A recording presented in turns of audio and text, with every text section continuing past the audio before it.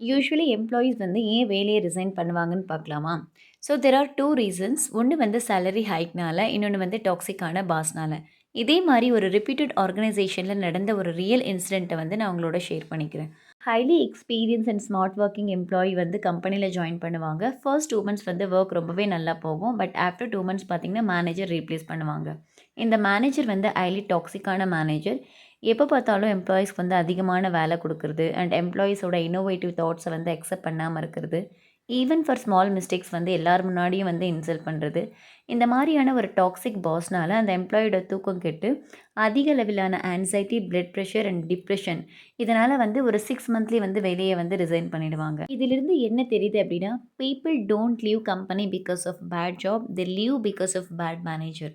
இதே மாதிரி more real time career stories and life லெசனுக்காக ப்ளீஸ் டு சப்ஸ்கிரைப். நம்ம நெக்ஸ்ட் வீடியோவில் பார்க்கலாம். Until that stay tuned, take care, bye bye.